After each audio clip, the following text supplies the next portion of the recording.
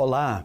Pesquisar e desenvolver veículos que são movidos a partir de energias alternativas é um dos objetivos do projeto de extensão da Ulbra SolarTech.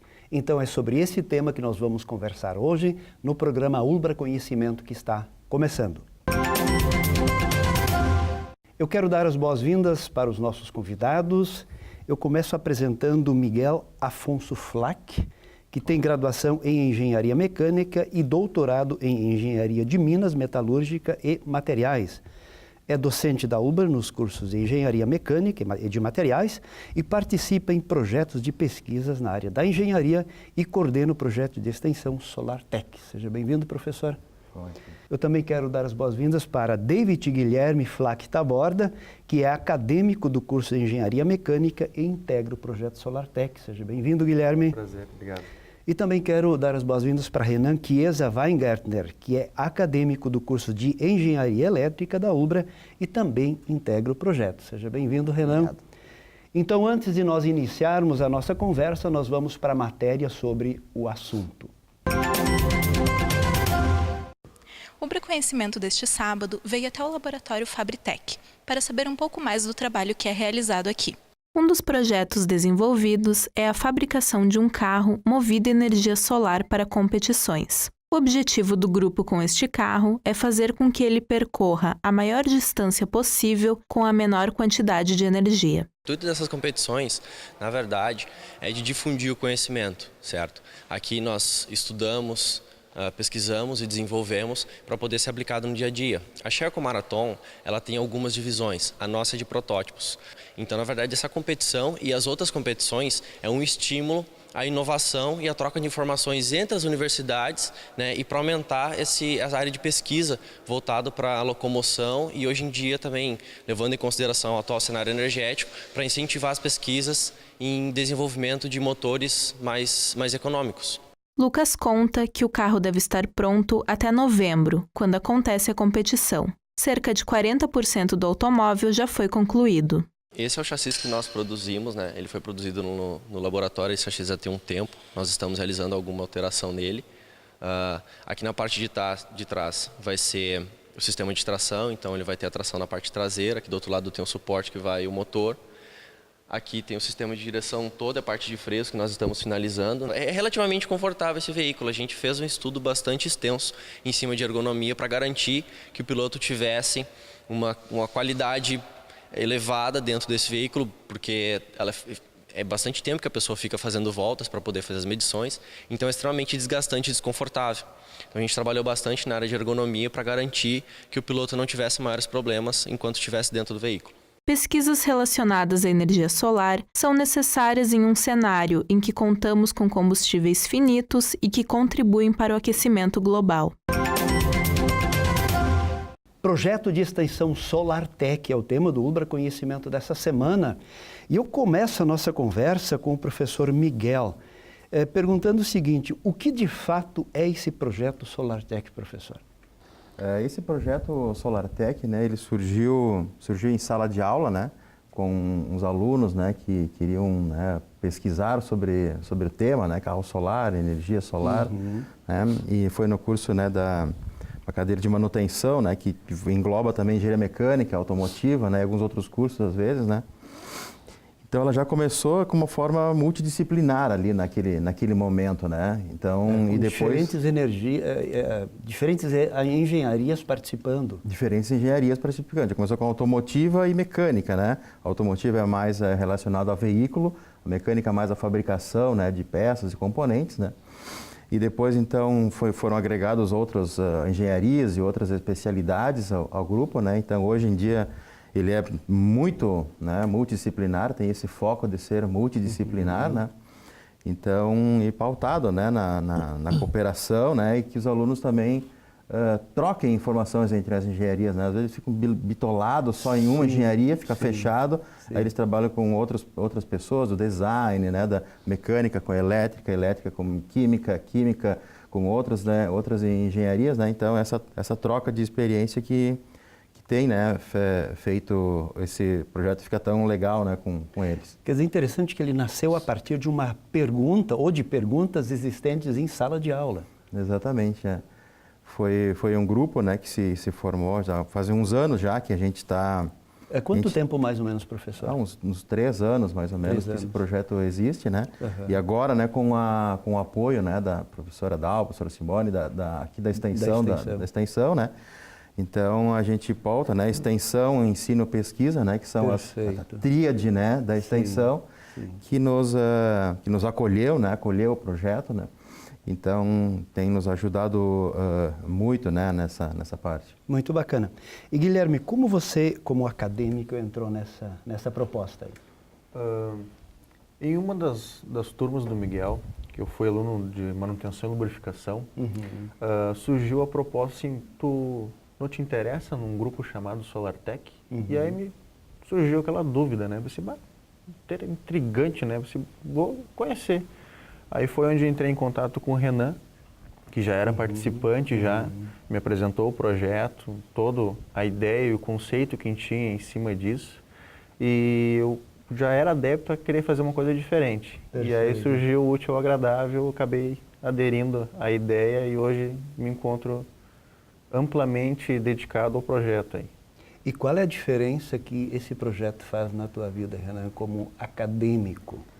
Só de tu já conseguir ver, olhar diferente um veículo e ver que ele pode ser modificado, transformar num veículo elétrico, ver o consumo, tu vê o gasto que ele pode diminuir e o meio ambiente que ele pode melhorar no futuro, já é algo para desenvolver no mundo acadêmico assim, enorme.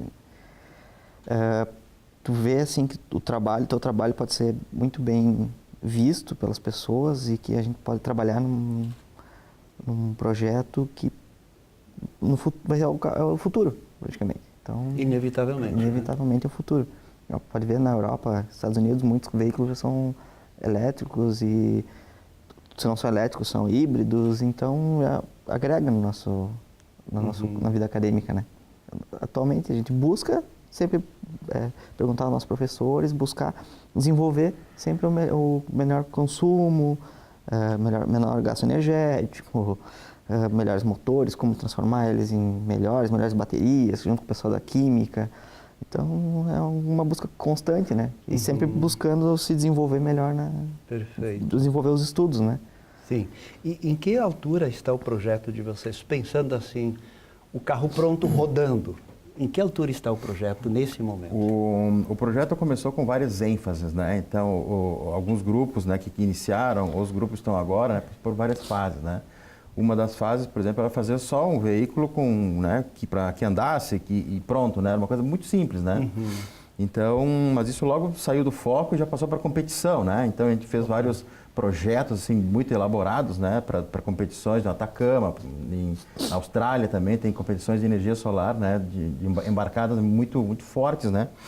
Então, e agora está no conceito de carro urbano, né, veículo urbano, né, aplicado, né. Então, cada fase teve seus enfoques, né, e cada fase também teve publicações, né, nisso, né. Então, Então, a gente tem essa linha do tempo, né, salva essas coisas que a gente projetou, na verdade, né, então foram vários carros, né, que foram projetados, né, e até então essa visão inicial de simplesmente montar um carro e fazer ele se locomover, parece uma coisa, não digo inútil, mas sempre é bom ter, né, algo prático, assim, mas os softwares estão adiantados, né, esse aqui é um um simulador de software, o Renan também sabe muito bem calcular, né? Eles têm as aulas práticas, as teóricas, né? E aí na prática eles sabem calcular quanto uma bateria vai levar o veículo, quantos peso, quantos lomba acima. Não precisamos colocar isso num 4 rodas e, né, ver... E testar para ver testar, o que... ainda não foi preciso, né? Não. Mas agora a gente já está querendo fazer né? Porque já simulamos bastante, né? Vamos fazer uma coisa para a gente andar, né? Olha, então esse conceito de veículo urbano vem, né, justamente a ser uma coisa aplicável, né? Que a gente pode ter, no caso, se eu tivesse eu poderia vir de Porto Alegre até a Canoas, por exemplo, nesse trajeto todo, com energia solar armazenada em um dia, por exemplo, e, né, seria o suficiente para esse trajeto, por exemplo. Claro, não é um veículo para sair rodando o mundo, mas um uso urbano seria perfeitamente possível, né, Renan? Vim de casa para o trabalho, seria mais para utilização em usos curtos, né? de tu vir da tua casa até o serviço, estacionar na frente do teu serviço, por exemplo, ou algum ponto, tem um ponto de recarga, tu pode recarregar ele, ou simplesmente colocar ele num local onde é que tem sol, um dia de sol, e ele vai carregando. Dependendo da quantidade de baterias, potência do teu motor, o tamanho do teu carro, ele vai te dar uma autonomia de uns 100 km, 200 km, até como os Tesla que tem agora de 600, 1000 km. Então, às vezes uma viagem curta, às vezes uma viagem mais comprida, depende da quantidade do que o carro oferece também, né? Quer dizer, tecnologia hoje existe para que a gente tenha veículos movidos a energia solar. Sim. Sim, existe, mas o que interfere atualmente para a gente ter algo fácil no mercado, assim, barato, é o preço dos equipamentos, que atualmente são muito altos, né? Então, para a gente ter algo de primeira qualidade, fazendo um veículo andar 1000 km, por exemplo, hoje financeiramente é inviável para nós, de alunos de faculdade. Sim, sim. Mas ele existe. Tanto é que nós temos caminhões elétricos. Então já é algo se fundindo, já bem difundindo no mercado gradualmente, né? Sim. A ideia original do carro era produzir um veículo de 3 rodas com motor de bicicleta. Aqueles que tem à venda nas lojas. Bem básico, assim. Básico, simples, é só participar da competição e ter um pedal para auxiliar, para não ficar o tempo inteiro andando só com bateria. O rapaz, a moça pedalava um pouco e pronto, estava carregado, andava e fazia competição. Uma competição. Depois veio o segundo plano, que era a segunda ideia, que foi um veículo totalmente elétrico com painéis solares. E agora, o ano passado, nós estudamos melhor, vimos que se a gente fizesse um veículo para participar de competição, como nós queríamos, e nós aplicássemos um pouco mais de segurança na estrutura, que é metal e toda a parte estrutural dele, a gente conseguia produzir um veículo para andar na rua com toda a segurança que tem atualmente. Então, a gente viu bem assim, é mais viável a gente produzir algo que possa ser talvez fabricado no futuro, do que produzir um veículo só para uma competição. Então tá, nós vamos agora para o quadro Ciência em Foco, o intervalo, e nós já voltamos.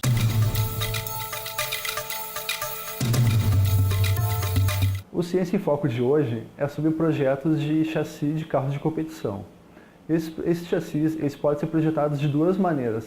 Pelo método experimental, onde ele é desenhado o chassi, então ele é fabricado e feito análises nele, e depois, posteriormente, é fabricado outro chassi e analisado novamente até chegar à rigidez necessária do chassi. Mas esse método ele envolve um alto custo, porque tu depende de estar fazendo várias análises até chegar no teu resultado final. Um método complementar a esse é o método dos elementos finitos. Com esse método, tu consegue, tu desenha o chassi por um software de 3D e faz a análise dele através de um software específico para análise de elementos finitos. E com isso, tu consegue prever como vai se comportar ou como vai ser a resistência desse chassi e tendo que fazer apenas um protótipo depois. Então, isso acaba reduzindo muito a questão do custo.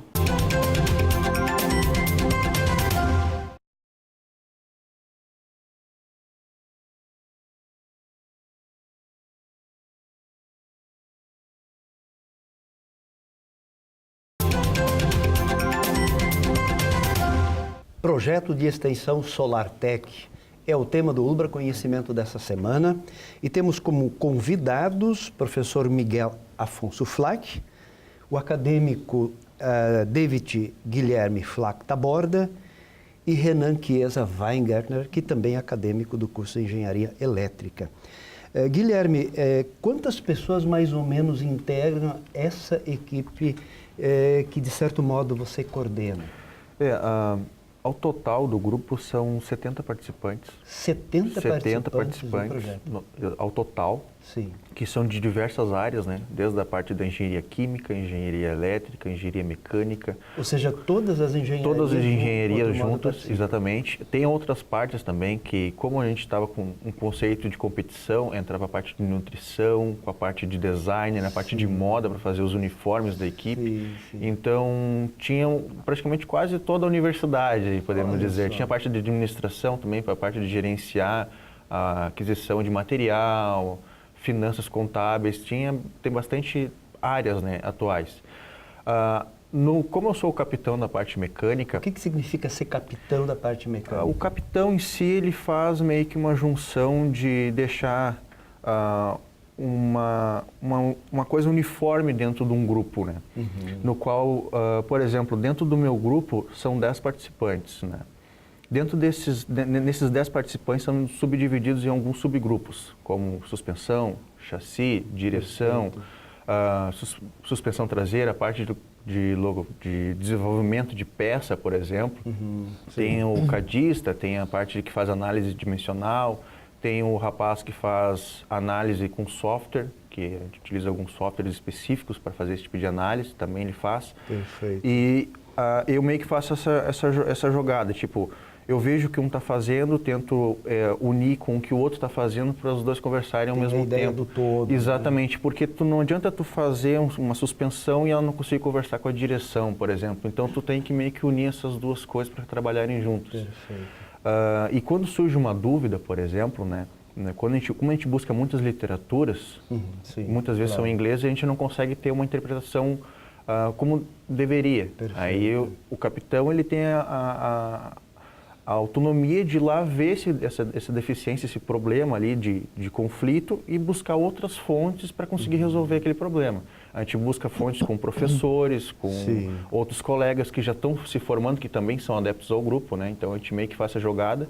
Como eles estão terminando, a gente fala assim, me explica mais ou menos o que é isso aqui, sabe? A gente está sempre buscando informações para conseguir sanar aquela nossa dúvida, né? Bacana. Professor Miguel, essa dimensão de trabalho em equipe, especialmente para as engenharias, dá um diferencial na formação do acadêmico?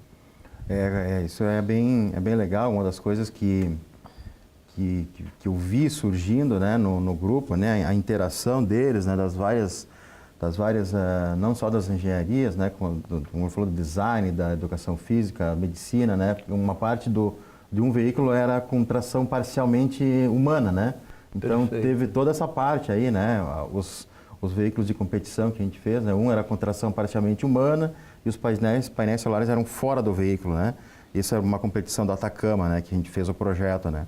Depois a legislação da Atacama mudou para ser os painéis solares junto com o veículo e 2 pessoas no veículo, né?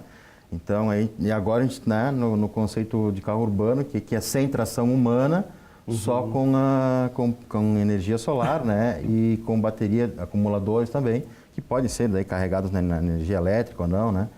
Então, essa... E como é que você consegue ver como professor, você acompanha o pessoal, digamos assim, participar desse projeto faz com que eles tenham que sair da zona de conforto de cada um como acadêmico. Isso, obviamente, dá um diferencial na formação do futuro engenheiro, né? Correto, exatamente isso, né? Então, as competências e habilidades, né, que a gente fala muito na universidade, né? Isso eu vejo que elas crescem muito, né, com esse trabalho, né? E que a escola, né, a universidade, né, não é só uma fábrica de engrenagenzinhas que simplesmente são iguais e se ligam infinitamente para fazer uma empresa, né, mesmo as 4.0, as empresas mais modernas, tem que ter, né, pessoas que pensam, né? Robô faz o braçal, né? Engenheiro tem que pensar, tem que trabalhar em equipe, tem que pensar, né? E isso eu vejo um grande diferencial neles, né? Esse crescimento humano, que é um trabalho voluntário, né? Eles vão quando podem, quando tem como, né? É trabalho voluntário da parte deles. Né? Olha só. E sempre linkado, né, com as cadeiras, né? Que o que eles aprendem, né, na universidade, né, sobre as coisas, eles usam na prática para trabalhar no veículo, né? Então, eu vejo isso, né? Como eu já também na época de universidade fiz um pouco disso, né? Outros veículos também, né? E eu vejo eles assim crescendo muito, assim, né? Nesse quesito assim de ter assim um engenheiro diferente daquelas latinhas né, daquela tudo igual assim, né? Sim. Então isso eu acho que vai ser uma coisa bem legal que eles vão levar para a vida toda, né? Renan, eu gostaria de tocar num aspecto que você comentou antes, bem rapidamente, pensando assim, ok, vocês são engenheiros, estão estudando engenharia e tal, mas eu sou jornalista. E aí eu compro um carro movido a energia solar. Como é que eu faço para abastecer esse carro? Tem duas opções. A primeira é que, provavelmente, dependendo do veículo que tu vai comprar também, ele não vai vir com painéis solares agregados nele. O nosso que a gente está produzindo, por exemplo, ele vai vir. Nós pretendemos colocar painéis fotovoltaicos no teto e no capô para fazer o carregamento. Então, tu pode estacionar ele na rua, no nosso caso, e ele vai carregar sozinho. Claro, a carga de um painel solar não vai ser completa, como vai carregar toda a bateria. Tu pode chegar num ponto, que agora tem shoppings, tem prédios já sendo construídos já com pontos de carregamento dentro do carro elétrico. Tu vai vir com vai abrir o local onde é que tu abastece o carro normalmente, ali, o bocal ali atrás na lataria, vai puxar o cabo e vai conectar num ponto de carregamento e ele vai carregar as baterias. E está resolvido a questão. O problema. Olha, é tanta vantagem. Existem desvantagens de um veículo movido a energia solar? Ou não existe desvantagem? Olha, para mim, hoje no Brasil, a desvantagem é que o preço de um veículo elétrico é muito elevado. Essa seria a grande questão. Essa é a grande questão. Para conseguir qualquer peça É complicado. muito A maioria difícil. tudo é por peça é do exterior, né? A maioria das peças tem que importar para cá, né? Então isso é bem complicado para a gente adquirir um motor elétrico, por exemplo. Perfeito. Né? A gente teria que trazer dos Estados Unidos ou da Coreia para cá. Então isso daí o nosso custo é muito alto.